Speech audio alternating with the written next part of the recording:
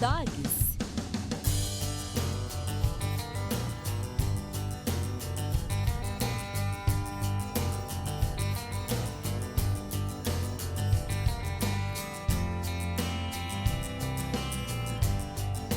Dogs.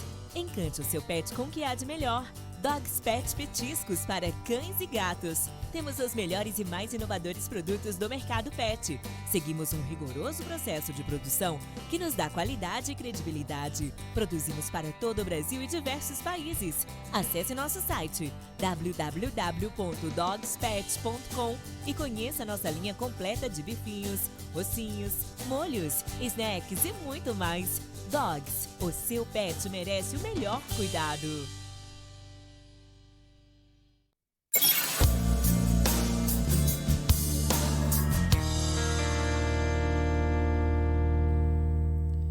Estamos aqui com mais um programa falando do Evangelho.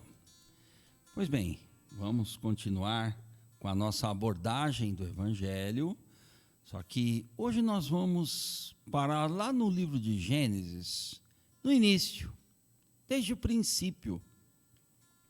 Eu quero abordar uma coisa com vocês aqui, falando cristocentricamente, sobre a criação. O que é a criação? Será que a criação é uma mera demonstração do poder divino? Será que a criação é meramente Deus dizendo que Ele pode fazer, fazendo, e as coisas vindo à existência? Eu digo que a criação é mais do que isso. Isso é muito, mas a criação é muito mais do que isso. A criação só existe por causa da palavra divina. A palavra é a autora da criação. Eu gostaria de ver contigo o livro de Gênesis, ali no início, capítulo 1, capítulo 1, versos 1, 2 e 3 somente. Principalmente o 3 no programa de hoje. No princípio, criou Deus os céus e a terra. 2. E a terra era sem forma e vazia, e havia trevas sobre a face do abismo. E o Espírito de Deus se movia sobre a face das águas. E disse Deus: haja luz, e houve luz. Somente até aí. Olha que interessante esse texto da palavra de Deus. Eu sei que todo mundo já leu isso aqui em alguma medida, algumas vezes, mas olha que interessante. Vamos entender esse texto do ponto de vista cristocêntrico, da nossa hermenêutica cristocêntrica, da nossa interpretação, levando em conta que Cristo é o foco da Escritura. Como nós já vimos no programa anterior, sobre João 5, 39 e 40, que fala explicitamente isso. Então, o que é dito aqui é o seguinte: no princípio criou Deus os céus e a terra. Em Cristo criou Elohim, que tem por prefixo El, que é a exclusividade da divindade, que a origem de toda a divindade está no El, que significa o poder da divindade em ação, que significa também a pessoa da divindade sendo manifesta e revelada. Elohim, ou Deus, aqui como é traduzido para o idioma português, criou, trouxe à existência aquilo que não existia. Trouxe à existência céus e terra, traduzindo o universo. O universo e a dimensão em que habitamos hoje, terra. Então, em Cristo, a divindade traz à existência o universo e o planeta que a gente habita. Mas no verso 2 tem uma peculiaridade, então guarde bem isso aí. O Pai é narrado no verso 1. Mas olha aqui, e a terra era sem forma e vazia, e havia trevas sobre a face do abismo. Guarde bem a palavra trevas aí, sobre a face do abismo. E o Espírito, está com letra maiúscula na nossa versão aqui, e geralmente está em maiúsculo, né? Porque esse Espírito de Deus que se movia sobre a face das águas, ou sobre o universo que havia sido criado, é o Espírito Santo. Então, nesses 3 versos, você tem a Trindade. Tem o Pai, criando tudo pelo Filho, e na movência da ação do Espírito. Olha o verso aqui 1. Princípio criou Deus, Elohim. E no verso 3 é dito, e disse Deus. Esse disse, e esse disse no hebraico, não é somente uma palavra de comando. Aí que está uma questão muito interessante. A gente pesquisando no Antigo Testamento hebraico, a gente percebe que essa frase, e disse Deus, e alguns cognatos, algumas frases parecidas, Deus falando, Deus dizendo, Deus dando algum comando, não é simplesmente uma vociferação divina, não é simplesmente um comando, é a palavra que sai da boca de Deus, é um instrumento revelatório divino, é Deus se revelando através do que Ele está dizendo, e esta palavra, ela é chamada, lá em João capítulo 1, de verbo, que em latim verbum Dei, que é o verbo de Deus. O verbo de Deus é o Filho. A palavra de Deus é o Filho. É o Filho de Deus. É no Filho de Deus onde está a centralidade e o foco de todo ato criador e redentor divino. É simples. É o verbo, ou disse Deus, palavra que sai da boca de Deus, é a própria vida do Filho. Disse Deus, diz respeito à pessoa e à obra do Filho de Deus. Então, é como se você entendesse assim, e Cristo, o Cristo de Deus, né, que é esse disse Deus, através do Cristo de Deus, houve luz, e luz aqui não é luminar, luz é aquilo que dissipa a dimensão das trevas, narradas no verso 2. Esse texto aqui é absolutamente cristológico e cristocêntrico. Você tem a presença da Trindade promulgada aqui, narrada aqui, nesse primeiro vislumbre da narrativa de Gênesis, aqui no início. Você já tem uma cristologia sedimentada. Isso do ponto de vista espiritual, do ponto de vista teológico e do ponto de vista da história da redenção. Olha que interessante, porque a palavra princípio também ela significa uma coisa que quer dizer cabeça do tempo. Significa aonde Deus cria o tempo. Esse texto nos remete a Colossenses capítulo 1, verso 16. Abra sua Bíblia aí em Colossenses 1,16, por gentileza, e você vai ver um eco, uma reverberação da narrativa da criação. Colossenses 1,16, olha o que está dizendo ali. Lembra do no princípio? Muito bem. No princípio quer dizer nele, na cabeça do tempo de Deus.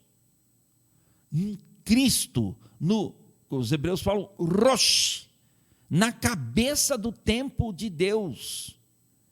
É nele, é Cristo, em Cristo, porque nele, em Cristo foram criadas todas as coisas que há nos céus e na terra. Lembra? Universo, dimensão em que a gente vive, planeta Terra. Visíveis e invisíveis. O que você pode ver, o que você não pode ver. sejam tronos, dominações, principados, potestades, as forças que regem as coisas que a gente não vê, as coisas que a gente não pode mensurar pela lógica humana, as dimensões espirituais do universo, tronos, dominações, principados, potestades, hostes e exércitos celestiais. Tudo foi criado por Ele e para Ele. Quem será enaltecido e plenamente glorificado lá em Apocalipse? O Cordeiro. Então, nele e para Ele, por Ele e para Ele, foi criado por Ele. Deus age em Cristo e para a glória de Cristo, o que significa a glória de toda a Trindade. Cristo, uma vez glorificado, toda a Trindade é glorificada. É glorificado o Pai, é glorificado o Filho, é glorificado o Espírito. Nós temos aí a base da cristologia bíblica, só nessa narrativa aqui. Então, a hermenêutica cristocêntrica, ela não é assim um veio da hermenêutica, mais uma ramificação, mais uma forma alternativa de se ler a Bíblia. Não é. É a forma original de se ler as Escrituras. É praticando a hermenêutica cristocêntrica. Porque senão a nossa compreensão a respeito do Evangelho fica tergiversa, fica torta, fica distorcida de alguma maneira. Nós temos um problema muito sério em entender a trajetória da redenção revelada nas Escrituras, se a gente não fizer uma leitura cristocêntrica. Às vezes alguma pessoa pode pensar assim, puxa vida, mas está sempre batendo nessa tecla. Mas esse programa é para isso, para essa conscientização. Só se fala do Evangelho de maneira plena a partir do momento que se parte da cristologia, do cristocentrismo, da hermenêutica cristocêntrica. Fora disso, o que a gente tem é uma colcha de retalhos da redenção. Tanto em Antigo quanto no Novo Testamento, mesma coisa. Né? Então, o que nós precisamos ter é essa consciência. Não é à toa que no Antigo Testamento a palavra disse Deus, falou Deus, a fala de Deus aparece por volta de 3.500 vezes. Não é à toa. Então, quer dizer, alguém pode pensar assim, puxa, mas toda vez que Deus fala algo, gera vida? Sim. E aonde Deus gera vida, senão no Cristo? No seu Cristo, no seu Filho, naquele que é a sua palavra. O disse Deus, é Deus agindo em Cristo. Disse Deus, é Deus gerando vida em Cristo. É Deus criando a vida em Cristo. Então, dizer que Cristo está presente em algumas poucas sessões, ou em alguns poucos relatos do Antigo Testamento, isso constitui uma heresia tremenda. Isso é um desvio absoluto das Escrituras. Isso é descredibilizar tudo aquilo que Jesus ensinou a respeito dele mesmo e das próprias Escrituras. Então, a questão é que a gente tenha essa imbricação espiritual, tenha essa harmonia hermenêutica da palavra de Deus, reconhecendo e recebendo essa revelação de que Cristo é o centro das Escrituras. Mas isso não é num ou no outro texto. Não, a gente não vai aqui pensar textos, fazer uma coletânea de textos que falam de Jesus e o resto, não é isso. Isso tornaria a hermenêutica cristocêntrica somente mais um caminho a ser seguido, mais uma opção interpretativa. E não é. É a opção da interpretação das Escrituras de acordo com o seu originador, que é o próprio Deus. Então, todas as outras ferramentas hermenêuticas gravitam em torno da hermenêutica cristocêntrica. Todas as hermenêuticas são peças que auxiliam a hermenêutica cristocêntrica. Nós vamos sempre bater nessa tecla aqui. Não quer se perder hermeneuticamente das Escrituras? pratique a hermenêutica a partir de Jesus. Então, aqui é o que a gente está fazendo, na prática, nesta leitura de hoje. No princípio criou Deus, disse Deus, haja luz, houve luz, porque a luz dissipa trevas. A luz dissipa as trevas. Então, a luz é a própria personificação de Cristo. A luz é o imaginário de Deus revelando Cristo. Luz. E luz aqui é muito mais do que a luz física. É importante que se diga isso aqui. Essa luz aqui não é meramente uma luz física, da dia está noite. De noite você não enxerga, de dia você enxerga. Não é uma coisa astronômica, não é o astro, sol, não é a estrela, a lua, não é isso. É muito mais do que isso. Essa é a luz da revelação divina, que é a pessoa do próprio Cristo. Cristo é a luz de Deus, ele é a luz deste mundo. Neste sentido criacional, aqui, das primeiras páginas de Gênesis, e no sentido redentivo de toda a história da redenção. Porque a luz, o que ela faz? Espiritualmente, ela desvenda, ela desnuda, ela abre, ela vai descortinar a vontade e o propósito do Criador e Redentor. Essa é a funcionalidade da luz, do ponto de vista espiritual. E quem faz isso é Jesus Cristo. Cristo é a interpretação de Deus.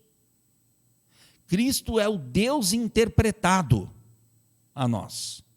É o Deus revelado a nós. É o Deus que descortina a sua obra para todos nós. O seu propósito, o seu intento. Por que Deus criou tudo? Por que Deus criou a gente?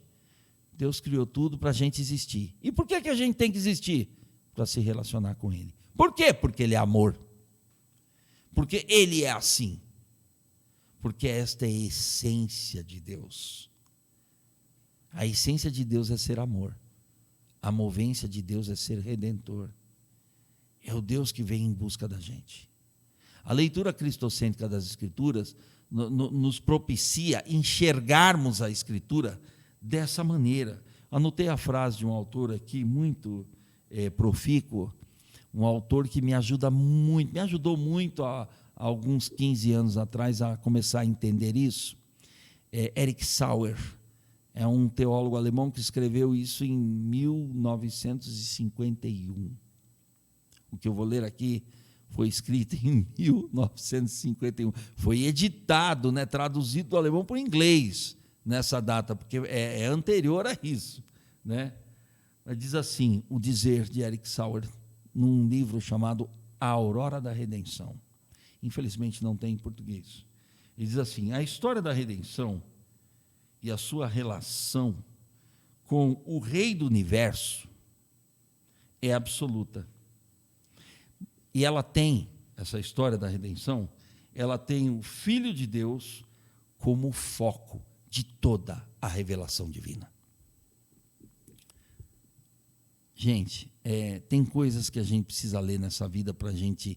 Deus usa determinadas pessoas que vão ajudando a aclarar o nosso entendimento do Evangelho, que vão mostrando uma lucidez a respeito do Evangelho de Cristo, que é sensacional. Esse autor me ajudou demais. Ele tem uma trilogia de 3 livros que falam a respeito da eternidade, do Antigo Testamento e do Novo Testamento. E toda a leitura dele é absolutamente cristocêntrica. Infelizmente, nenhuma editora no Brasil ainda publicou o Erich Sauer, Mas é uma trilogia meio cascuda, meio grossa aí para publicar, então fica aí digamos assim, um apelo, para quem for do mercado editorial aí que pense nesse autor, entre em contato com a gente aí, porque esse autor é absolutamente cristocêntrico na sua abordagem, como tantos outros, Mas, enfim, o que eu quero dizer para você é que não existe como interpretar as Escrituras olhando para o passado, olhando para o presente de um relato e olhando para o futuro que está além do nosso tempo vivido hoje, sem focalizar essa história de redenção, sem ver Cristo. Não há essa possibilidade, não existe. Se você tentar entender a história da redenção fora de Cristo, não centralizada em Cristo, você vai ler a Bíblia de maneira desconexa. Você vai entender mal a lei, você vai entender mal os profetas, você vai entender mal os escritos de sabedoria e poesia, muito mais ainda, você vai entender mal a beça. Então, se você ler, você vai entender mal o próprio Novo Testamento. O cristocentrismo, a hermenêutica cristocêntrica, é o prumo da leitura das Escrituras. Então, nós vamos ler outros textos aqui, ainda hoje. Mas eu quero começar com esse, já para mostrar para vocês que essa leitura cristocêntrica das Escrituras, ela abre a mente da gente para ver Cristo em toda a Escritura, do jeito que ele ensinou nas passagens que a gente sempre usa aqui, que é João 5 e Lucas 24. Mas eu queria ler outro texto com vocês, bastante interessante, que se encontra lá em Atos dos Apóstolos, capítulo 17, de Atos dos Apóstolos. Deixa eu pegar o versículo certinho aqui, né? É que todo esse capítulo de Atos é maravilhoso, Atos 17, depois é que eu vou para o Atos 24. Mas o Atos 17, ali no início, no verso 2 em diante, 2 e 3, especificamente. Está ali. Atos 17, 2 diz: E Paulo, como tinha por costume, foi ter com eles, e por 3 sábados, note bem, eles quem? Os judeus ali daquela localidade. E onde ele foi? No olho do furacão, ele foi lá na sinagoga. Por 3 sábados, disputou com eles sobre as Escrituras. Vai dizer assim, mas peraí, Paulo foi bater boca com os judeus? Não, disputou com eles não quer dizer isso. Disputar quer dizer expor de maneira veemente, expor de maneira contundente. A disputa aqui não é rinha de galo teológica. Paulo não foi brigar, Paulo foi expor. Então, o sentido de disputar é essa questão de expor com veemência, de expor com clareza e com firmeza, sem abrir mão da convicção revelada de Deus. Continuando, e expôs sobre as Escrituras, expondo e o quê? Demonstrando o Evangelho, que convinha que o Cristo, isso aqui não está aqui por acaso, o Cristo é a especificação do Christos, especificação daquele que tem a competência para ser o Redentor, que é o Hamashi, o Messias, padecesse, ou seja, esse que é a luz que nós vimos na narrativa de Gênesis, esse que é a palavra por meio do qual o Pai cria todas as coisas, padecesse. Não é contraditório na ótica triunfalista do mundo que o Deus Todo-Poderoso se encarne e vá para a cruz? Pois é o que esse texto de Atos está dizendo aqui, evangelho purinho. Que o Cristo padecesse, cruz, e ressuscitasse dos mortos, ressurreição. Que ele se identificasse com a raça humana já caída, para que pudesse levar a raça humana à vida, ou à vida ressurreta. Ressuscitasse dos mortos é mostrasse o poder que Deus tem sobre a morte. A morte não pode com Deus, e a morte para Deus é a última palavra a ser dita. Sequer é dita, porque a morte não tem poder, e a prova disso é a ressurreição. Então Jesus convinha que ele, Jesus Cristo, padecesse e ressuscitasse. Por que convinha? Porque isso já havia sido profetizado lá em Gênesis 3,15. E este Jesus, que vos anuncio, Paulo dizia ele, é o Cristo. O Cristo que padecesse e ressuscitasse dos mortos, é esse que eu estou anunciando para vocês. É exatamente esse aqui. Sabe o que é isso? É pregar o Evangelho. O que eu acho muito lamentável nos dias de hoje é que tem muita gente usando Bíblia, falando coisas sobre o evangelho, mas não pregando o evangelho. Eu costumo dizer o seguinte: se você pode falar muita coisa mesmo, coisas sobre a eternidade, mas você corre o risco de não dizer nada sobre o eterno. E isso é não pregar o evangelho. Essa é a questão envolvida aqui. E Paulo pregava o evangelho. E o que é pregar o evangelho? É falar do propósito de Deus revelado em Cristo. É falar da cristologia divina. É falar do intento de Deus, da obra de Deus por conta da nossa queda. E é por isso essa dinâmica da morte e da ressurreição. É por isso essa dinâmica do convinha que ele padecesse e ressuscitasse. Essa dinâmica é imposta pelo próprio Deus. Deus, aqui, ele está executando o seu plano, já elaborado de antemão, antes da criação, na esfera da eternidade, que é a verdadeira esfera. Então, é isso que a gente precisa entender mediante a revelação do Espírito Santo. Isso é um texto que nos traz descanso quanto ao Evangelho. Quer saber o resultado disso aqui? Dá uma olhadinha no mesmo Atos 17, no verso 6. Dá uma olhadinha nesse texto. Olha o que diz ali.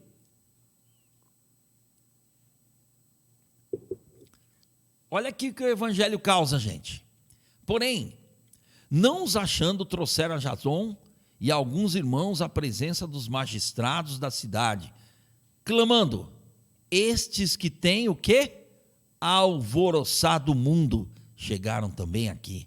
Você sabe o que o Evangelho faz? Ele incomoda. A verdade de Deus revelada em Cristo, que é a própria verdade de Deus em pessoa e em obra, incomoda as pessoas que querem viver nas trevas, que não querem saber da luz divina, da luz do Criador e Redentor do ser humano. Então, incomoda. O evangelho verdadeiro é um incômodo para qualquer sistema do mundo, para qualquer sistema humano, para qualquer forma de empoderamento humano. O evangelho é persona não grata. O evangelho incomoda, porque eles estavam alvoroçando. O que é alvoroçar? É, no entender, bagunçar a ordem vigente. O evangelho era horrível para a Pax Romana, para a Pax de Roma, para o estabelecimento dos poderes humanos e imperialistas. O evangelho não se encaixa em nenhuma proposta humana. Preciso falar disso. Estamos às vésperas de uma eleição nacional. O povo de Deus precisa votar com a consciência do evangelho, sabendo que nós não dependemos de A e B, de proposta alguma de ninguém, de proposta nenhuma do mundo. Nós dependemos de Deus. Estamos aqui para alvoroçar, estamos aqui para bagunçar o coreto do mundo, estamos aqui para contraproposta de Deus para o mundo, estamos aqui para implantar a contracultura espiritual, que vai de encontro, que colide com a proposta do sistema do mundo, que é anti-Deus, anti-vida, anti-evangelho. Então nós precisamos pensar, pedir a Deus a direção, para que a gente possa dormir tranquilo, fazendo o nosso papel, como brasileiros, como cidadãos. A igreja, ela não é uma representação apolítica, ela é política, ela não é partidária. A igreja não pode ser partido de ninguém. Igreja é corpo de Cristo, é agência do reino de Deus. Ela se posiciona com a ética do Sermão do Monte. A igreja não compactua com o erro, com o pecado, com o latrocínio, com a corrupção. A igreja não dá as mãos para o mundo. A igreja é a mão de Deus estendida ao mundo. É a igreja que tem a condição de falar dessa luz que é Jesus para o mundo. É a igreja que pode alvoroçar o mundo e virar um mundo de cabeça para baixo. Não é de perna para o ar. A igreja não é mais uma proposta. Olha os cristãos, olha a bancada. A igreja não tem bancada de nada. A igreja é a voz profética de Deus no mundo sem Deus. A igreja é a missio Dei, é a missão de Deus no mundo ante Deus. A igreja é a pregadora do evangelho de Cristo no mundo que não quer saber de Cristo. A igreja é a luz de Deus, porque tem o Espírito de Cristo. E a igreja é aquela luz que vai dissipar a treva onde as pessoas vivem, a treva existencial humana. A igreja é isso. É esta luz divina, esse arauto, nós somos arautos de Deus, atalaias de Deus no mundo sem Deus. Então a igreja precisa pregar e fazer o que Paulo fez aqui em Atos 17.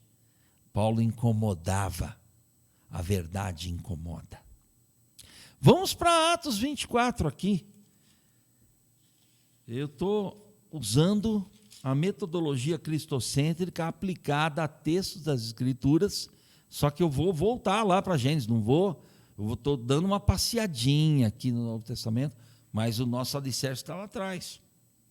Não vou desistir de Gênesis, obviamente que não, vou estar sempre lá.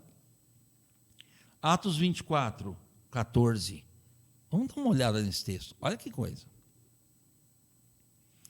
Mas confesso-te que, conforme aquele caminho, por que caminho aí está com letra maiúscula?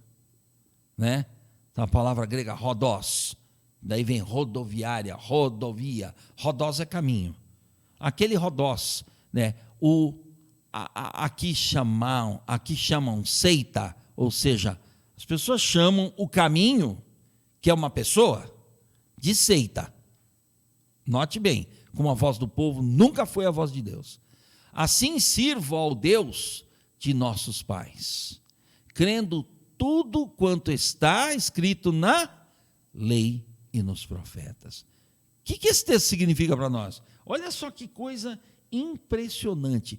Paulo estava diante dos poderes do mundo, expondo o evangelho.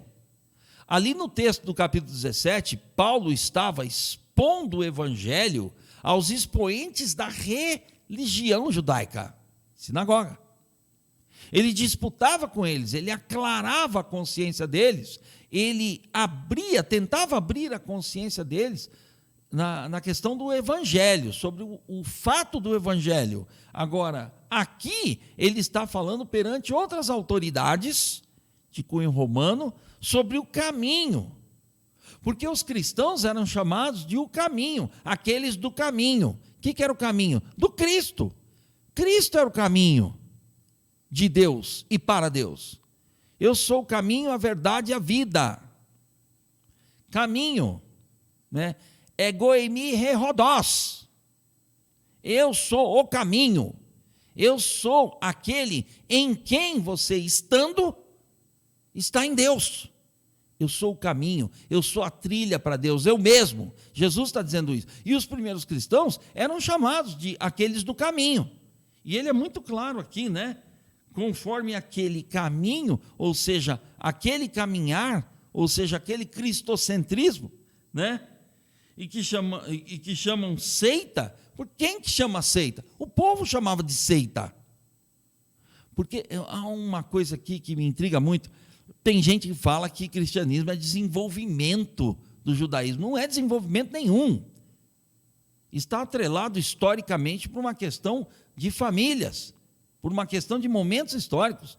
Mas em termos de proposta, não existe nenhuma coadunação, nenhuma harmonização. Cristo é o novo. Não tem nada atrelado com ele. Não existe nenhuma proposta que faça frente ou possa se imiscuir com a proposta dele. Cristo é o caminho de Deus para o ser humano. Cristo é exatamente a pessoa de Deus que oferece essa estrada esse portal para o céu que é a cruz. Então, esse é o sentido aqui. E eles chamavam de seita, mas não era seita nenhuma. Seita era quem estava fora de Cristo, né? Seita, aceita tudo, né? Assim sirva o Deus de nossos pais.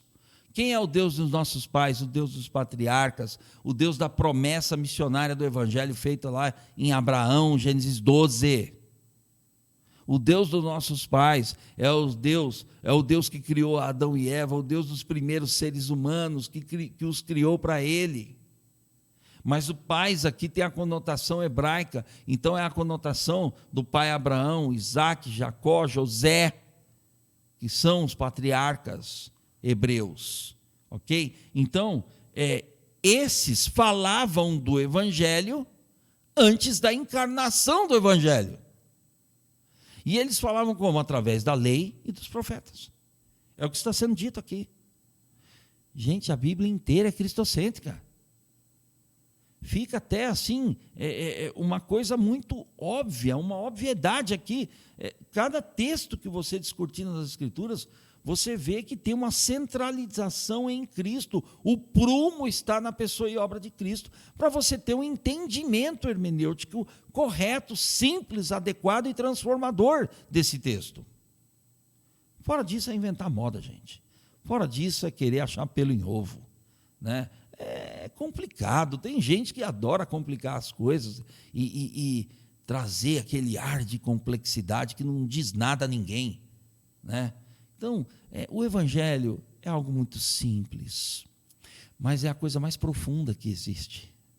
Ele é simples porque ele é acessível a qualquer um de nós. Basta que a gente queira receber a revelação de Deus, de que Cristo é o centro de todas as coisas, é a soma de todas as coisas, é o nexo de todas as coisas do universo, não é só do mundo que a gente vive. Então, a gente precisa desta consciência gerada pelo Espírito de Deus, de que não tem como ler a Bíblia de outra forma, a não ser da forma original, de acordo com a sua intenção autoral. E quando eu falo intenção autoral, eu não me refiro aos autores humanos, tão humanos quanto qualquer um de nós. Eu me refiro ao seu autor espiritual, que responde pelo nome de Espírito Santo. É o Espírito de Deus que capacitou essas pessoas a registrarem o que está aqui, o que a gente lê hoje, que a gente chama de Escritura.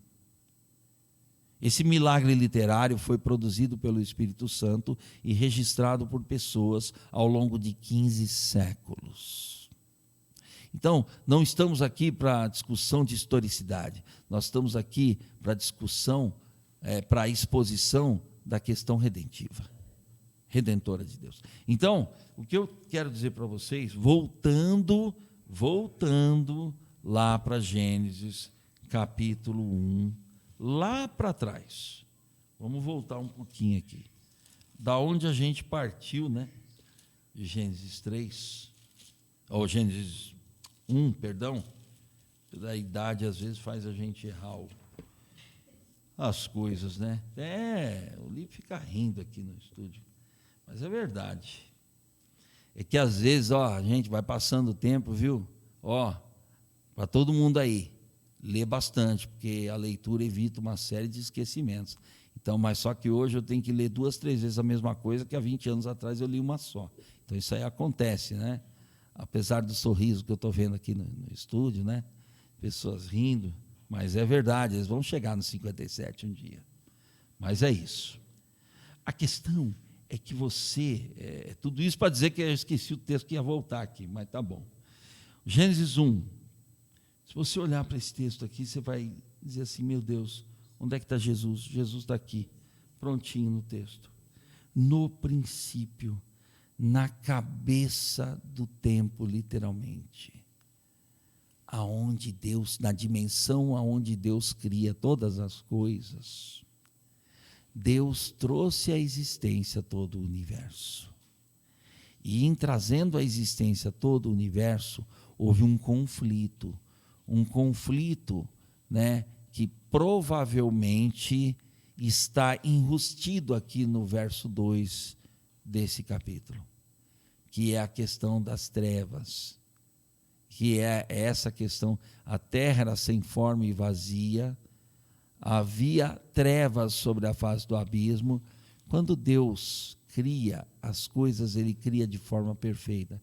Então há uma hipótese que diz, que bem plausível, que no verso 2, pode deixar ele para o verso 2, diz que a terra era sem forma e vazia, e que havia trevas sobre a face do abismo. Era um cenário de caos ou caótico, e que o Espírito de Deus, na sua movência, colocou ordem ao caos. É a ordem espiritual de Deus sobre a criação que Ele já havia criado, mas que houve um acidente celestial, que houve uma queda, que aqui se atribui à queda luciferiana, e a sua terça parte de anjos, de asseclas, e aí sim que se forma este ambiente de trevas sobre a face do abismo, ou um ambiente caótico. Torro, vavorro, diz no hebraico, é a questão do caos, da coisa disforme, da coisa distorcida. Nós não sabemos exatamente qual é a imagem disso, nós não temos nem noção, nós não temos termos de comparação para podermos fazer um desenho aqui, mostrar o que é trevas sobre face de abismo. Mas a ideia do texto, da narrativa, é a ideia caótica. E o Espírito de Deus, o Espírito do Criador, se movia sobre a face das águas. E aí, pela palavra de Deus, e aí vem o disse Deus do verso 3, né? Pela movência do Espírito e a palavra criativa e redentora de Deus, que é Cristo, o disse Deus é Cristo, e Cristo, através de Cristo, a realidade da luz estabelece o governo soberano de Deus sobre o caos. Haja luz, houve luz. A luz também é a representação do próprio Jesus, do próprio Cristo de Deus. Então, nós vamos fazer algumas leituras cristocêntricas nesse capítulo, no capítulo posterior. Nós vamos tracejando aqui uma leitura bíblica cristocêntrica de toda a Escritura, e nós vamos fazer isso a partir daqui, a partir do início. Volta e meia a gente talvez tenha que se reportar esse texto de novo, não para ser enfadonho, cansativo, mas para ser enfático, né? Do jeito que Paulo fez ali, né? No capítulo 24 de Atos, do jeito que Paulo fazia ali no capítulo 17 de Atos, né? Nós precisamos instar em tempo, em fora de tempo, em pregar o Evangelho. Eu quero terminar nosso programa de hoje com um texto que geralmente as pessoas não utilizam, geralmente, né? Mas que é bem clarificante a respeito do Evangelho, né? Que é começado lá no Antigo Testamento. 1 de Pedro, né, como se falava antigamente, primeira epístola de Pedro, ao Lipe rindo de novo. Lipe, é coisa do tiozinho, é assim, né? 1 de Pedro, capítulo 1, do versículo 10 até o 12, por gentileza. 1 de Pedro 1, de 10 a 12. Olha aqui. Da qual salvação inquiriram e trataram diligentemente os profetas que profetizaram da graça que vos foi dada. Que coisa, hein? E o outro, 11. Indagando que tempo, ou que ocasião de tempo, o Espírito de Cristo que estava neles quem? Nos profetas, indicava anteriormente, testificando os sofrimentos que a Cristo haviam de vir e a glória que se lhes havia de seguir. E o 12. Aos quais foi revelado que não para si mesmos, mas para nós. Está vendo aqui a continuidade do Antigo para o Novo Testamento. Eles ministravam estas coisas que agora vos foram anunciadas por aqueles que, pelo Espírito Santo, enviado do céu, que é o Pentecoste, vos pregaram o Evangelho, para as quais coisas os anjos desejam bem atentar. Mas os anjos não são pregadores, eles são ministradores daqueles que são os pregadores, daqueles que hão de herdar o reino de Deus. Então, aqui é um vislumbre daquilo que os profetas, que os anunciadores do Evangelho do Antigo Testamento faziam e anunciavam, e que nós somos os atuais profetas de Deus nesse anúncio. Meus queridos, nós precisamos ter a consciência de que toda a Escritura é um grande relato do Evangelho. A pergunta que fica para nós terminarmos o nosso programa de hoje, uma pergunta muito clara, que eu gostaria que... A pergunta não, mais de uma pergunta. Gostaria que você fizesse a si mesmo e às pessoas que te rodeiam. Como é que esse texto aponta para o Evangelho? Qual o DNA do Evangelho que está contido nesse texto que eu estou lendo? Seja ele qualquer texto das Escrituras. Se o texto da Bíblia não contiver o Evangelho, eu estou expondo mal esse texto. Eu estou compreendendo mal esse texto. Eu não estou entendendo o teor da revelação desse texto. Então, como esse texto, de que maneira ele aponta para o Evangelho? Como é que eu posso usá-lo para pregar o Evangelho? Como é que esse texto fala da minha necessidade do Evangelho? Como é que esse texto fala da maneira de receber esse Evangelho? De ser aceito pela aceitação divina. Isso é receber Evangelho. Como é que esse texto aponta para a caminhada do Evangelho, para todo o benefício que o Evangelho causa em cada um de nós? Essas são perguntas hermenêuticas seríssimas, da maior praticidade, da maior aplicabilidade, que advém da hermenêutica cristocêntrica das Escrituras. Se o texto fala de salvação e a Bíblia é esse recado, como é que ele está falando do Evangelho aqui? Ah, mas eu não sei, Maurício. Então, é hora de orar e dizer: Deus, descortina esse texto para mim, abre o meu entendimento sobre o que esse texto está dizendo a respeito do Evangelho. Esse é o nosso programa, esse é o Falando do Evangelho, e esse programa vai estar sempre aqui falando mesmo do Evangelho. E vamos usar textos e mais textos da Escritura, somente a Escritura, vamos citar autores que nos ajudam a compreendermos as Escrituras, né? Então, nós precisamos ter essa consciência conosco mesmos, de que nós precisamos da revelação dioturna do Evangelho para lermos as Escrituras de acordo com o ensinamento de Jesus. Esse programa existe com esse intuito. As trajetórias que nós vamos seguir aqui, todas elas vão convergir para o Evangelho, porque o que é praticado aqui, o que será sempre praticado aqui, é a hermenêutica cristocêntrica das Escrituras.